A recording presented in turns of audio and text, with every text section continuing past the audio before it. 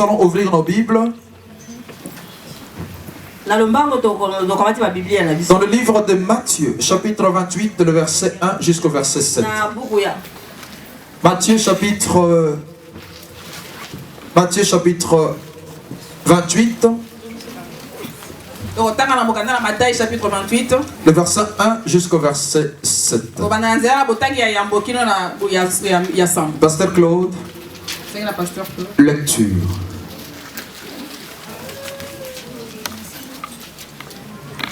C'est ça le problème lorsqu'on a des Bibles électroniques. En chemin pour aller voir la tombe. Tout à coup, voici qu'il y eut un violent tremblement de terre. Un ange du Seigneur descendit du ciel, s'approcha de la tombe, roula la pierre de côté et s'assit sur elle. Il avait l'apparence de l'éclair et ses vêtements étaient aussi blancs que la neige. Les gardes furent saisis d'épouvante. Ils se mirent à trembler et devinrent comme morts. L'ange s'adressant aux femmes leur dit: vous autres n'ayez pas peur. Je sais que vous cherchez Jésus, celui qui était crucifié. Il n'est plus ici car il est ressuscité comme il avait dit. Venez voir l'endroit où il était couché. Verset 7. Puis allez vite annoncer à ses disciples qu'il est ressuscité d'entre les morts. Et voici, il vous précède en Galilée. Là vous le verrez, voilà ce que j'avais à vous dire. Voici, il vous précède en Galilée. Là vous le verrez, comme il vous l'avait dit. Bien-aimés, aujourd'hui je voudrais vous parler sur un thème qui tient compte de l'actualité. De la mort à la vie. Mais bien-aimés, il y a quelques jours ici, il y a eu des morts à l'aéroport. Il y a eu des morts au métro de Malbec. Moi je l'ai appris, j'étais au travail. C'était les collègues qui ont écouté la radio et qui sont venus nous informer. Parmi ces gens qui sont morts, bien aimés dans le Seigneur, il y a plusieurs nationalités. Mais il y a une chose que je voudrais retenir aujourd'hui. Quoique mort, quoique mort, le souvenir de ces personnes restera dans le cœur de leurs proches. Ces hommes et ces femmes vont continuer à vivre, pas seulement au travers des commémorations, mais surtout au travers des œuvres et des traces qu'ils ont laissées dans la vie de ceux qui ont été avec eux. Donc ces hommes qui sont morts, ils sont aussi vivants dans la vie des autres. Et surtout au travers de leurs actes. Aujourd'hui, je vais plus parler de la mort et de la vie de Jésus. N'est-ce pas que c'est la Pâque?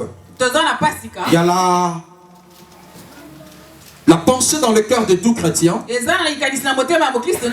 se souvenir de ce que Jésus-Christ était né, qu'il a souffert sous Ponce Pilate et qu'il est ressuscité le troisième jour. Comme pour la plupart des commémorations ou de fêtes judéo-chrétiennes, la période déterminant la commémoration de Pâques a été fixée selon certaines dates païennes. Et bien aimés dans le Seigneur, nous savons que l'histoire nous apprend, après quelques conciles qui se sont tenus par-ci par-là, ils ont placé les dates, n'est-ce pas, chrétiennes par rapport à l'histoire de l'humanité, à l'histoire des hommes sur terre.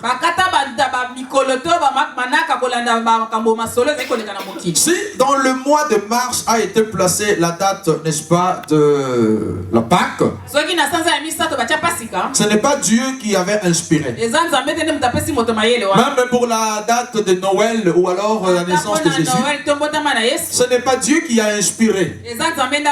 Même pour la Pentecôte, ce n'est pas Dieu qui a inspiré. Dieu a créé ces circonstances. Dieu a créé créé ces situations, mais les humains ont voulu le placer par rapport aux dates qui existaient déjà. Et dans la plupart, c'était de fait de divinité.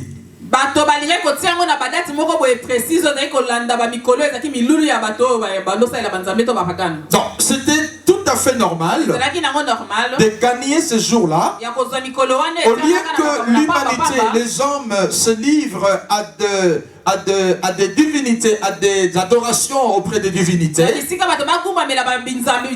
l'Église a récupéré ces dates. Mais nous savons que pour tout enfant de Dieu, Jésus-Christ n'est pas le 25, parce que Jésus-Christ naît dans le cœur de toute personne qui l'accepte comme Seigneur et Sauveur. Et la Pentecôte, ce n'est pas une question de date, parce que tout vrai chrétien doit savoir vivre la Pentecôte de tous les jours de sa vie. De même, la Pâque, ce n'est pas simplement une date, mais c'est une relation qui s'établit entre l'homme et Dieu. Cette relation qui nous amène à penser, à adorer, à célébrer celui qui était mort et qui est vivant pour toujours. Voilà pourquoi je ne parlerai pas seulement de la mort ou la résurrection de Jésus le jour de Pâques. J'en parlerai à chaque fois quand j'aurai l'occasion, parce que Jésus est mort une seule fois, ressuscité une seule fois, mais dans la vie de toute personne, il nous fait passer de la mort à la vie à chaque instant. Est-ce que quelqu'un peut dire encore Amen? Comme nous l'avons dit la fois passée, la Pâque, mais bien aimé dans le Seigneur, a pour origine dans la sortie des enfants d'Israël et la libération des enfants d'Israël. Ils étaient captifs pendant plusieurs siècles en Égypte. Et Dieu est intervenu précisément après avoir donné à Pharaon l'occasion de se repentir, de se convertir. Je vous avais dit le dimanche passé que Dieu est intervenu au 10e fléau. Pourquoi Dieu est intervenu au 10e fléau? Le premier fléau, le deuxième fléau, le troisième fléau, Pharaon s'endurcissait davantage. Il était toujours endurci. Et quand ils sont arrivés au 10e fléau, là Dieu a sorti ce que les Congolais appellent l'Issas Yasuka. Ce que les Congolais appellent prise Yasuka. Mais bien aimé dans le Seigneur, c'était la mort du premier né, du premier fils.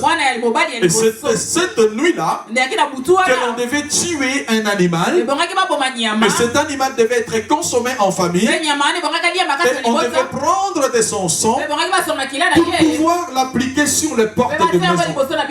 Je vous avais expliqué pourquoi Dieu est intervenu au 10e fléau. Et c'est quoi le chiffre 10 dans la parole de Dieu? Voilà pourquoi je vous avais dit également que ce qui s'est passé en Égypte était la préfiguration de ce que Dieu voulait accomplir quelques siècles après. C'est-à-dire, autrefois, ils ont tué un animal, mais il y avait un moment où l'ombre, écoutez bien, l'ombre devait céder la place à la réalité.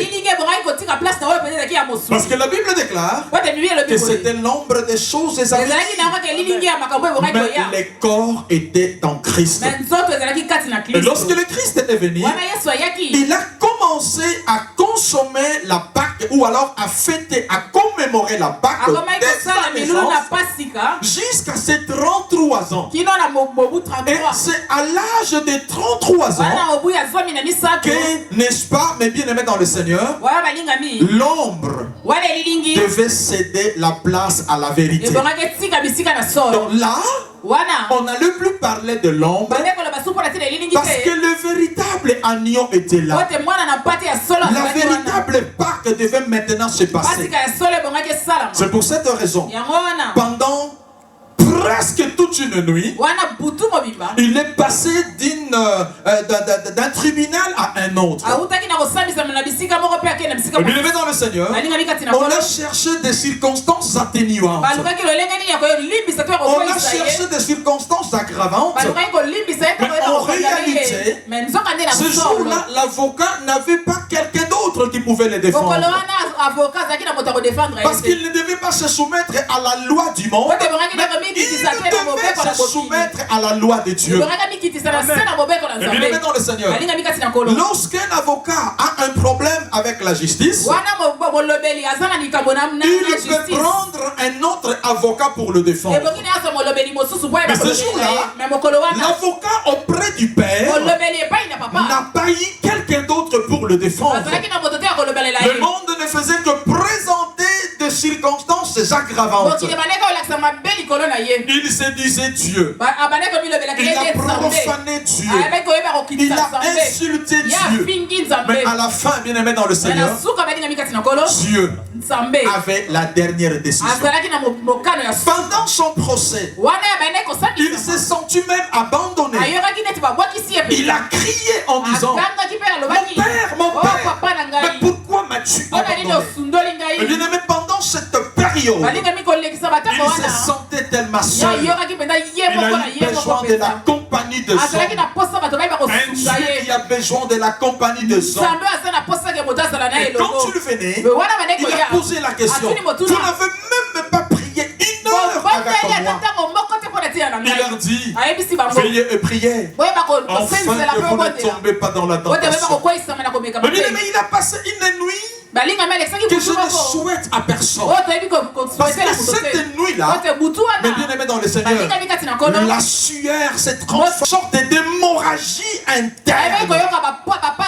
Et les scientifiques peuvent l'approuver qu'à un certain moment, lorsque la souffrance atteint un certain niveau, lorsque votre intérieur est tellement bouleversé, il peut y avoir des éclatements à l'intérieur de vous et qui peut se manifester au travers, n'est-ce pas, de sueur. C'est une souffrance qui s'exprime au travers de ces gouttes de sang. Mais je vais vous dire une chose. Même s'il n'a pas eu un avocat pour le défendre, sa destinée était connue. Sa destinée était connue. On savait qu'il était né pour mourir. On savait qu'il était né pour mourir. Et lorsque le temps de la mort est arrivé, il n'a pas hésité. Il a dit à ceux qui étaient autour de lui, mais il a surtout dit à l'humanité tout entière, on construira un temple, on le détruira, et dans 3 jours, on le reconstruira. Il n'a pas cessé de dire que c'est un grain de sénévé, un grain de bleu qui tombe en terre, ne pourrit, il ne peut pas produire d'autres. Pendant tout ce temps, il parlait simplement de sa mort et de sa résurrection. Et lorsque le moment est arrivé, on l'a mené devant Pilate. On lui a lu, n'est-ce pas, le raison de sa condamnation. Mais il y a une chose qui étonnait les juges. Un avocat qui parlait pour les autres. Il n'avait même pas un mot à dire à propos de sa propre personne. Vous savez pourquoi? Parce que si seulement il s'était défendu, personne ne serait sauvé sur cette terre. Si seulement il s'était défendu, personne ne serait sauvé. Personne ne serait guéri. Mais il le savait. Il le savait. Ce qu'il attendait. Qu'est-ce qu'il attendait? Il devait être blessé. Pourquoi? Parce qu'au travers de ces blessures, au travers de ce meurtrissure, que le malade soit guéri. Il y a des gens qui ignorent leur destinée. Mais Jésus n'a pas ignoré sa destinée. Il y a des gens qui ignorent ce qui les attend. Mais Jésus n'a pas ignoré ce qui l'attendait. Quand le moment est arrivé, il le savait qu'il allait mourir. Mais dans cette mort, il ne prendrait pas une semaine, il ne prendrait pas un mois, il allait prendre que 3 jours. Je me suis posé la question, mais pourquoi seulement 3 jours? On le déclare mort, mais pendant 3 jours. Mais bien aimé dans le Seigneur, parce qu'au travers de cette mort, pendant 3 jours, il a fallu qu'un travail soit fait. Pendant ces 3 jours, mais bien aimé, ceux qui étaient dans son entourage, ils étaient perturbés. Ils étaient dans la crainte. Ils le souffraient. Ils se posaient la question. Abraham est mort et il n'est pas ressuscité. Jacob est mort et il n'est pas ressuscité. Noé est mort et il est monté au ciel. Mais est-ce que notre Seigneur, celui en qui nous avons cru, ressuscitera-t-il? C'est pour cette raison d'ailleurs, il le faisait de va-et-vient pour aller voir si réellement il est mort, il est vivant ou il est ressuscité. Alors le moment est arrivé. Quelqu'un dit le moment est arrivé. Le moment est arrivé. Les versets que nous venons de lire, le verset que nous venons de lire nous dit qu'après le sabbat, après le sabbat, quand Matthieu parle, Matthieu s'adresse aux Juifs. Il s'adresse aux Juifs. C'est-à-dire un auditoire qui ont connu Jésus, qui l'ont tué, mais à qui il devait dire que c'est lui que vous venez de tuer là. Il vient de revenir à la vie. Voilà pourquoi Matthieu dit que après le sabbat. C'est comme s'il voulait dire il n'a pas violé le sabbat. Le maître du sabbat, il savait qu'il ne pouvait pas ressusciter le même jour du sabbat, parce que sinon il violerait le sabbat. Mais il laissait passer le sabbat et le premier jour de la semaine. Laissez-moi vous parler du mystère de la résurrection. Je vais finir ma prédication, je n'ai que 30 minutes à vous parler. Laissez-moi vous parler du mystère de la résurrection. Mais vivez dans le Seigneur. Celui qui autrefois était immolé en Égypte devait céder la place à la réalité. L'ombre qui avait été une fois en Égypte, représenté par la mort de cet animal, devait céder la place à la réalité. Qui était la réalité? Ce n'était pas seulement la réalité, mais c'était la vérité. Je peux parler à quelqu'un. Je peux parler à quelqu'un. Lorsque vous descendrez à Kinshasa, avant de partir à Kinshasa, vous avez envoyé des photos. Les photos où vous étiez devant la Tour Eiffel. Les photos où vous étiez devant la Maison Blanche. Les photos où vous étiez devant l'Antomium. Les gens de la famille regardaient vos photos. Ils se promenaient avec ça. Ils étaient fiers de montrer aux voisins. Regardez notre Dina. Regardez notre Eliane. Regardez notre Chatou. Voilà comment elle est belle. Elle vit en Belgique. Mais le jour où tu descendras, au jour où tu descendras, ils ne se promèneront plus avec des photos. Ils ne se promèneront plus avec des photos. Ils te prendront par la main et t'amèneront chez les voisins en disant voilà celui qu'on te montrait dans tes photos. Aujourd'hui est avec nous. Jésus-Christ autrefois était dans l'ombre au travers de l'agneau qui a été immolé. Il était dans l'ombre.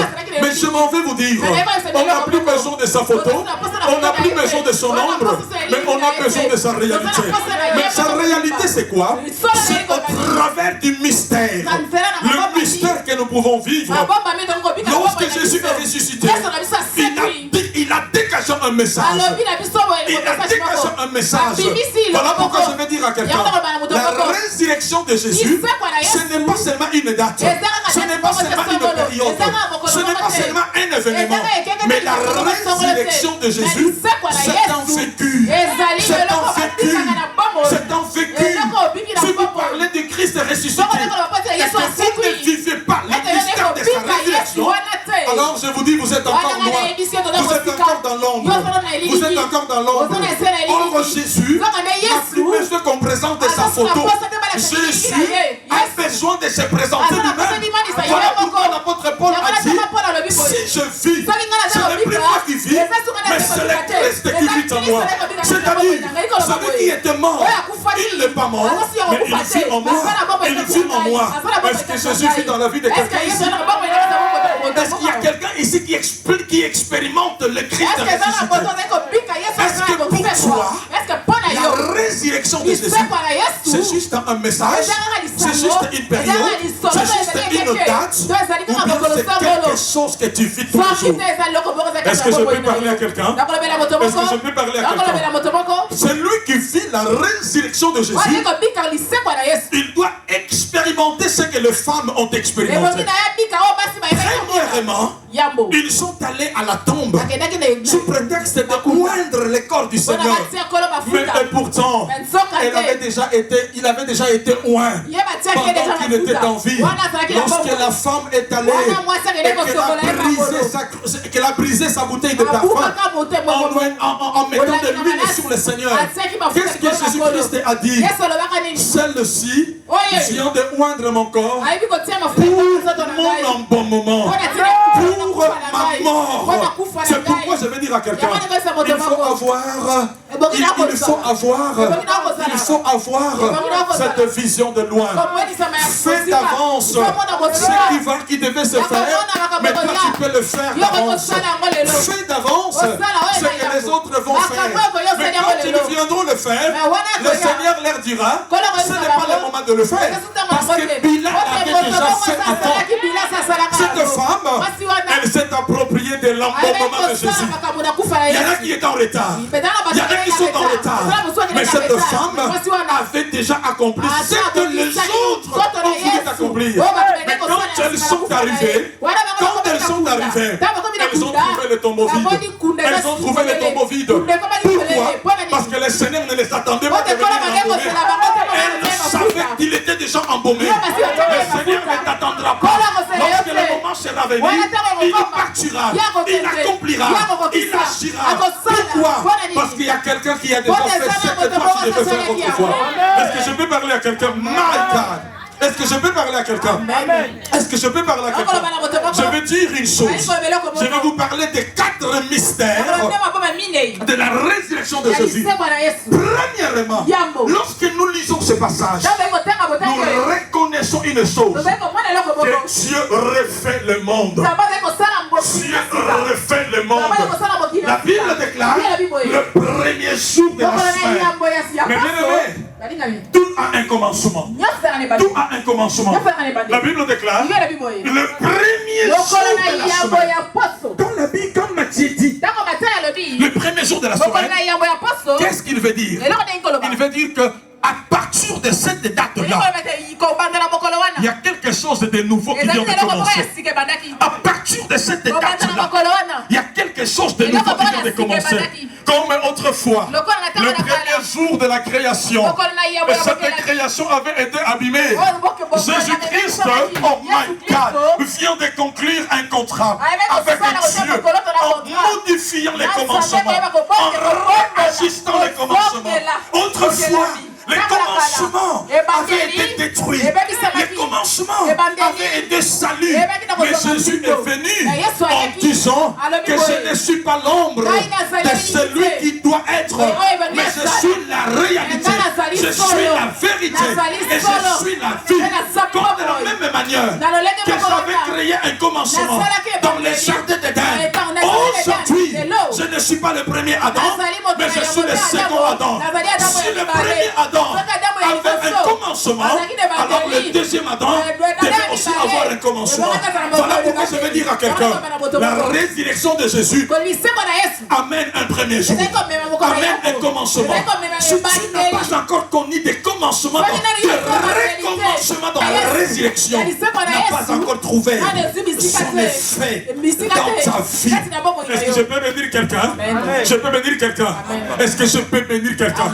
Je vous vois tous assis et vous me regardez comme si vous étiez dans un bateau en train de couler et pourtant vous êtes en train de vivre.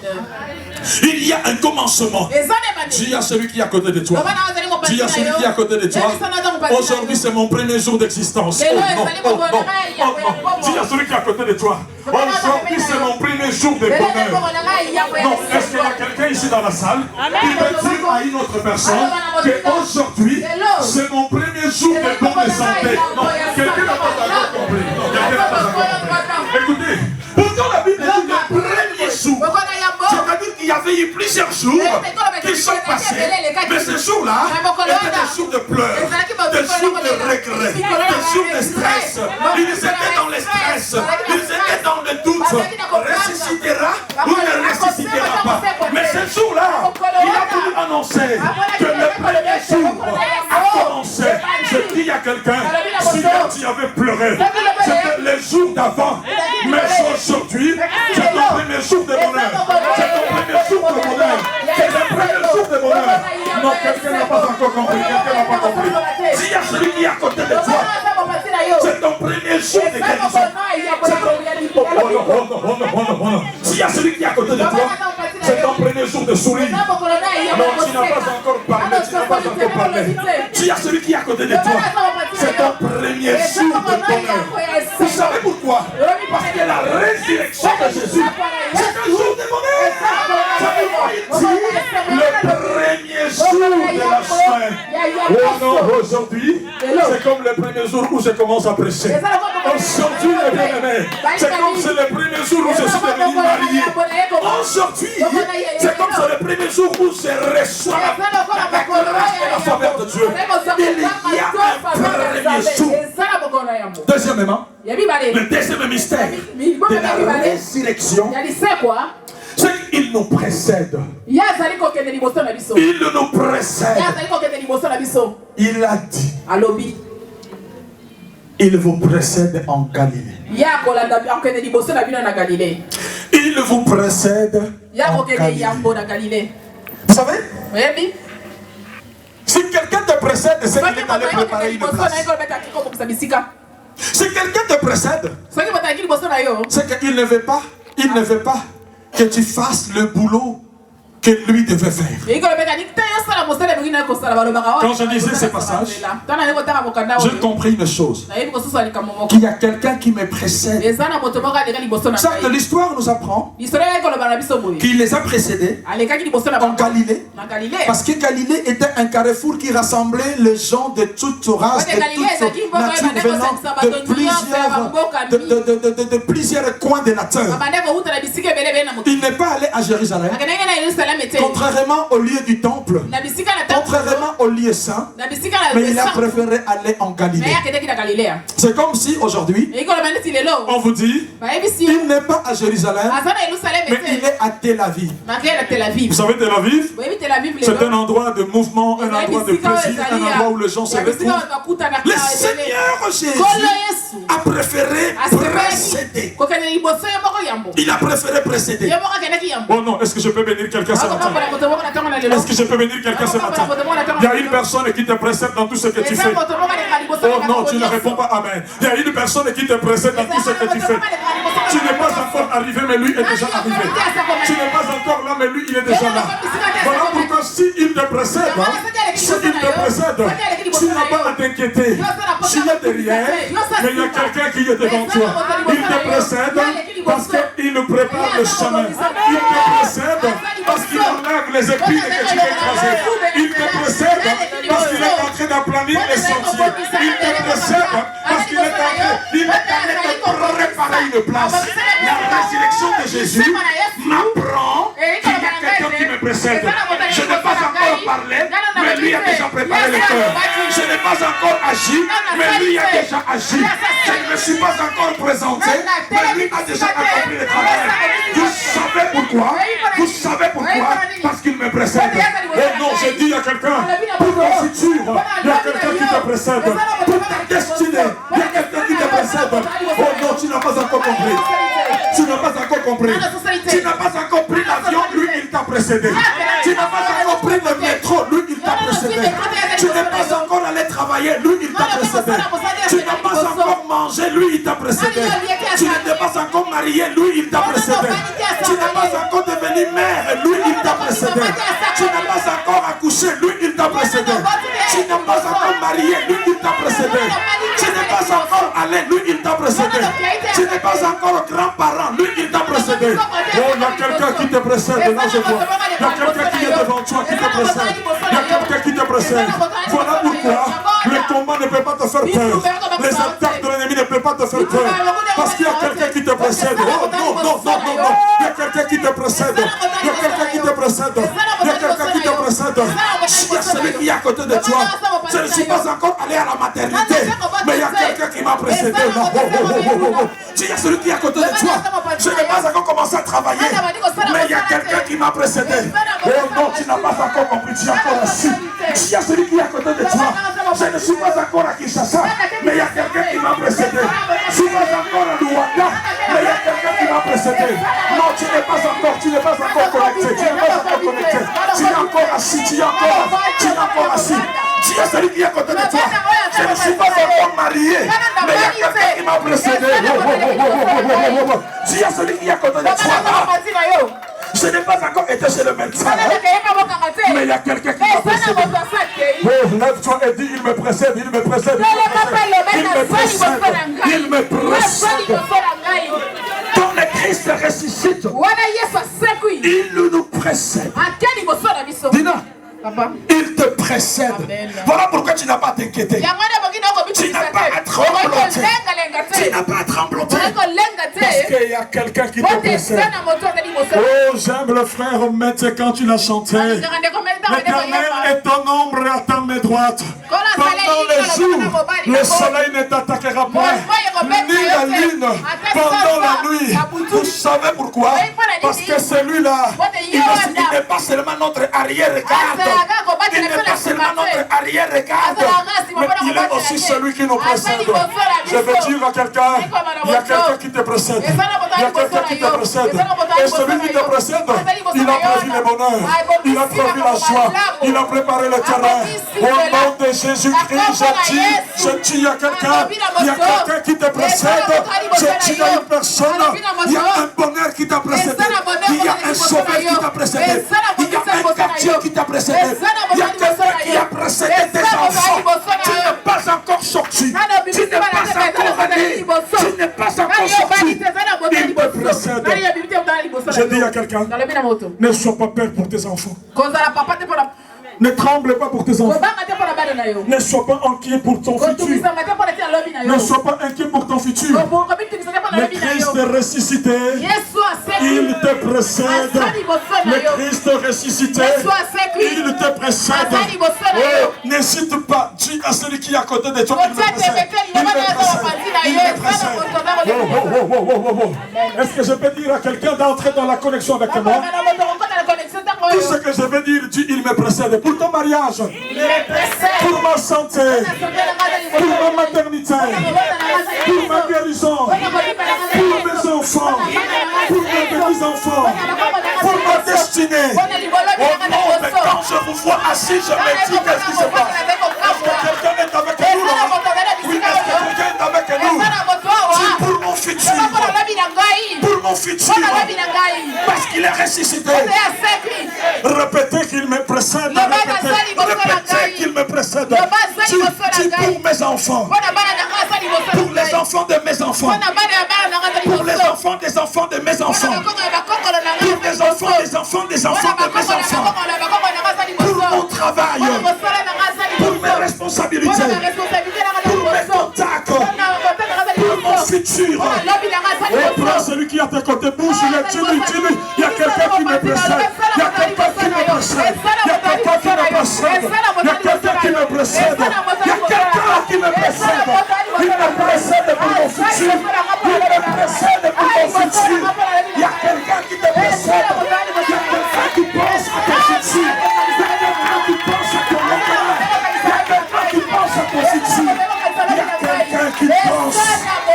Quelqu'un qui pense, quelqu'un qui pense, quelqu'un qui pense à ton futur, à ton futur, à ton futur. Si encore, il me précède. Mais bien aimé, est-ce que je peux m'arrêter par ici?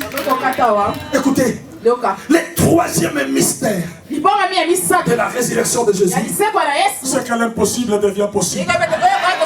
Quand les femmes sont arrivées, elles ont regardé les Ngunduka de Dibanga qui étaient devant la porte. Ils se sont dit, c'est impossible. Il doit y avoir quelqu'un qui est venu avec un bulldozer et qui a ôté la pierre. Parce que la taille de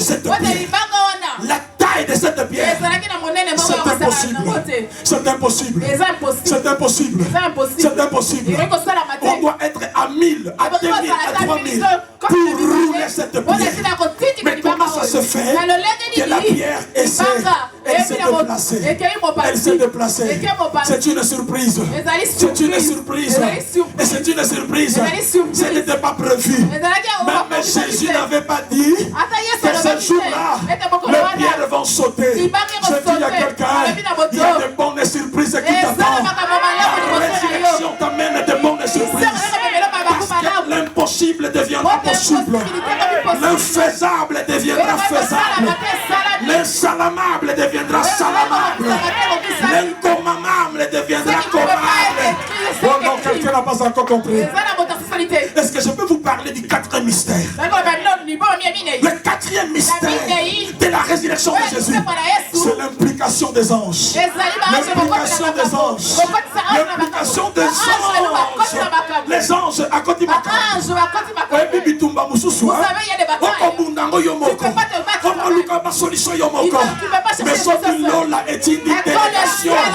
Ce qui l'ont est une Ce qui l'ont est une La Bible déclare porte-parole du royaume des cieux.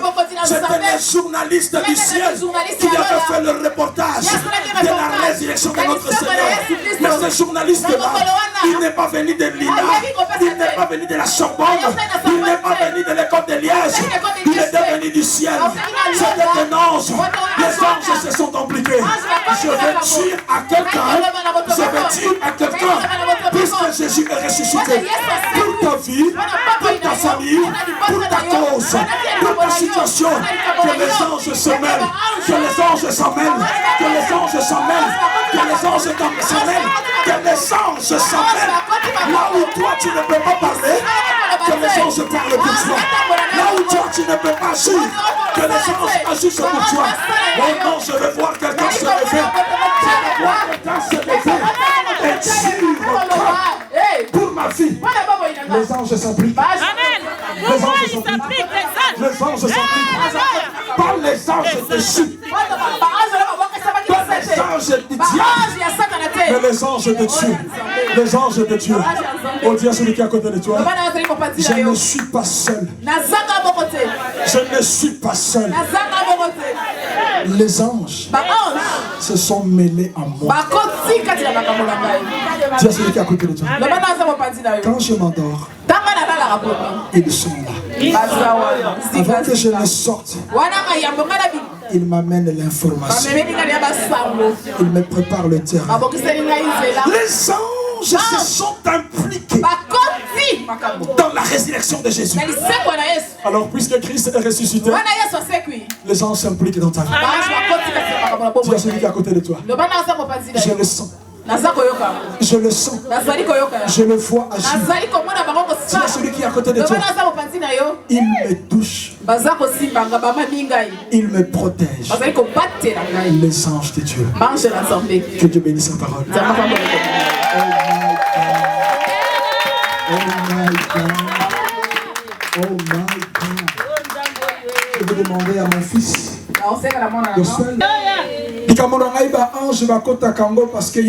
Mon problème, les anges interviennent parce que Christ est ressuscité. Parce que lui, il est la résurrection. Est-ce que quelqu'un peut se lever maintenant? Je finis ma prédication. Je suis convaincu que Dieu a parlé à quelqu'un. Et celui qui croit que Dieu lui a parlé, et que cette parole était venue pour lui, il peut se lever. Parce que nous voulons passer dans un moment où nous allons expérimenter la parole de Dieu. Oh, Alléluia.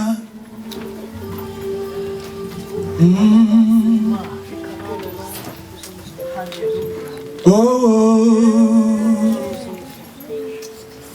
oh, oh. Est-ce qu'il y a ici un cœur disposé pour...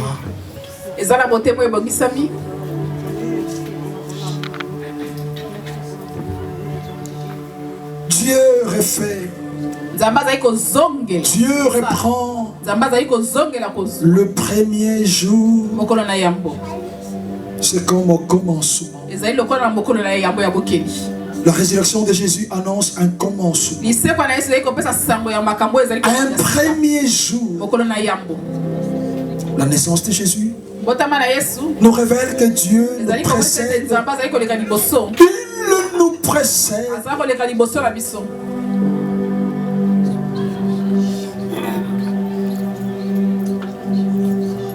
Le mystère de la résurrection de Jésus nous révèle qu'avec lui l'impossible devient possible. Comment la pierre a-t-elle été roulée? Comment la pierre a-t-elle été roulée?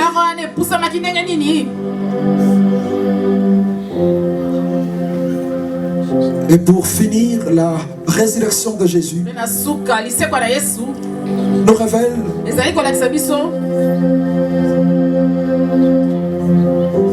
que les anges s'impliquent. Alors qu'ils soient impliqués dans ta vie. Qu'ils soient impliqués en ce qui te concerne. Asi azali quoi? Asekwisi nyonso ya ngai, soki ngai nakopema, lokumu ezongela nkolo. Asi azali lisekwa, asekwisi nyonso ya ngai,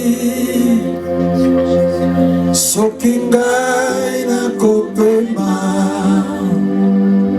lokumu ezongela nkolo. Kufetiki esika, na mwana mpate na Nzambe, soki ngai nakopema, lokumu ezongela nkolo.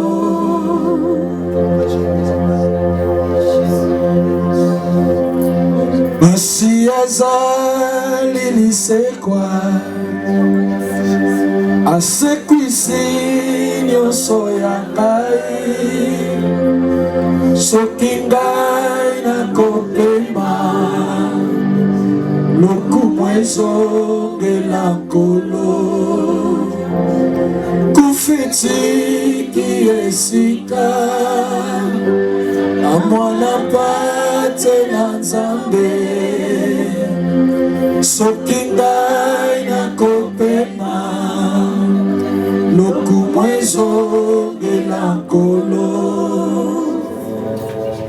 Poussons-la bébé dans un. Approche devant Dieu. Poussons-la les bossons dans un. Approche-toi devant Dieu.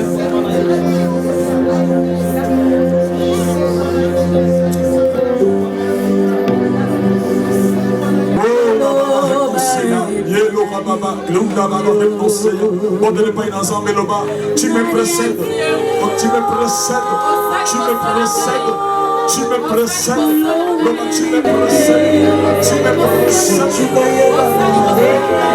précèdes.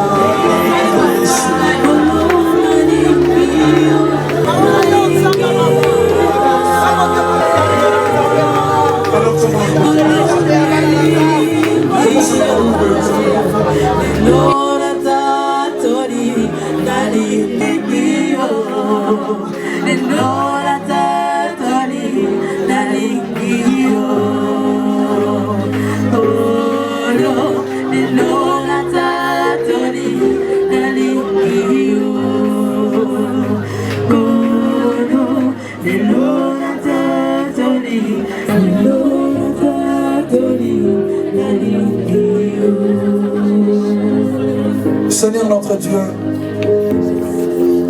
nous voici dans ta présence. Nous venons d'écouter ta parole.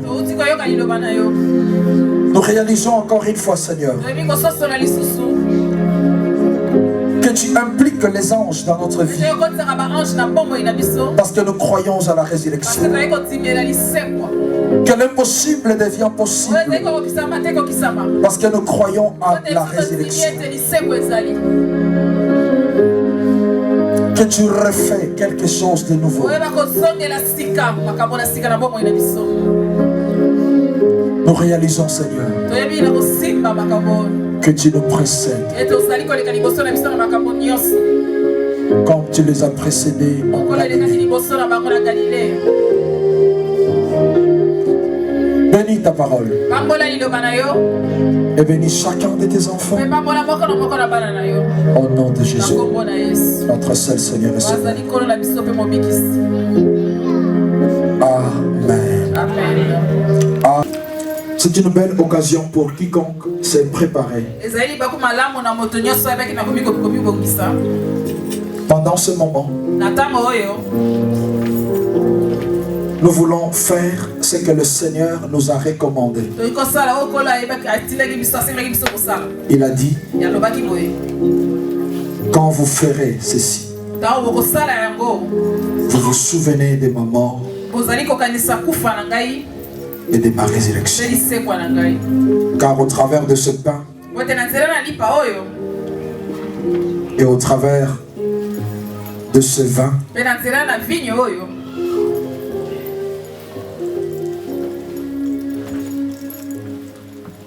vous célébrez ma mort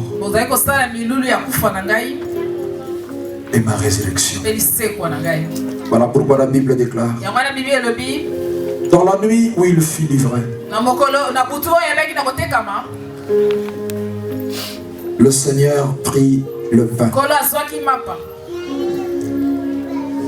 Après avoir rompu le pain,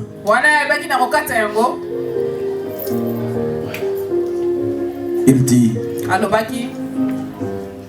prenez ceci car ceci est mon corps.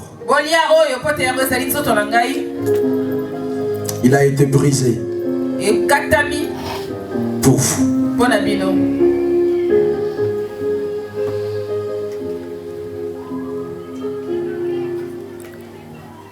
Que ceux qui sont prêts à participer à la table du Seigneur, qu'ils sachent, en mangeant le pain, que nous allons consacrer à Dieu comme le corps de notre Seigneur.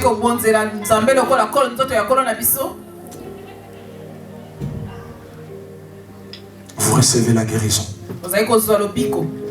Je vais demander au pasteur Claude de prier pour le pain.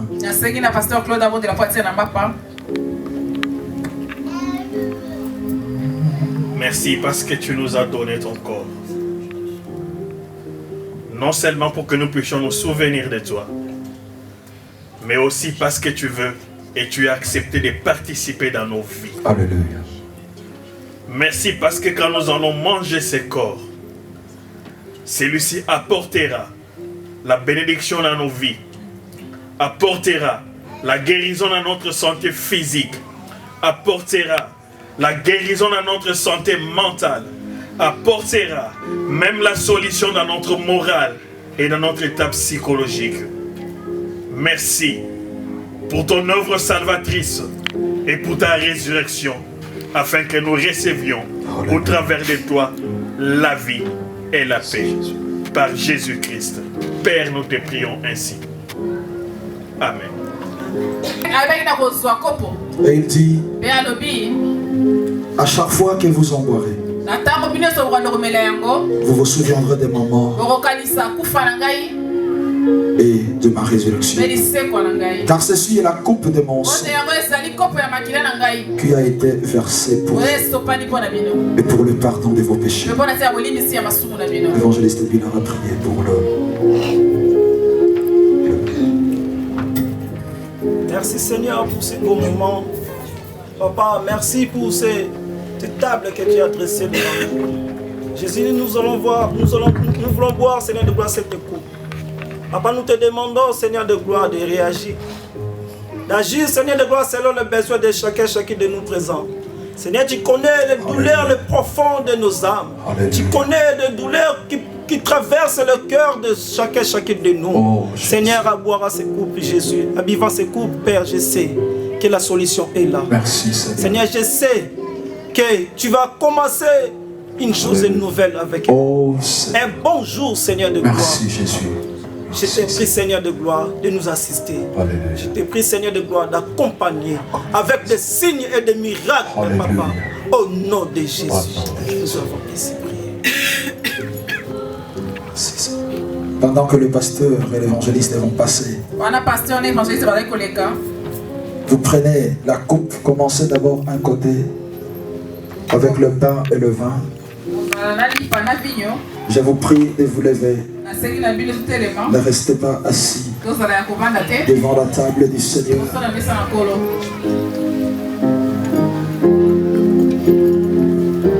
Oh Seigneur, je viens te dire merci. Parce que dans ce moment ici, tu es en train d'opérer le miracle de la transformation. Tu es en train de visiter quelqu'un. Au nom de Jésus-Christ de Nazareth, tu es en train de communiquer la guérison dans le corps d'une personne. Bien-aimés, vous pouvez manger et vous pouvez boire. Et en ce moment, entrez dans la prière. Entrez dans la prière. Vous mangez les corps de notre Seigneur. Vous buvez le sang de notre Seigneur. Ainsi, recevez la guérison. Recevez la délivrance. Recevez la guérison. Recevez la délivrance. Mangez.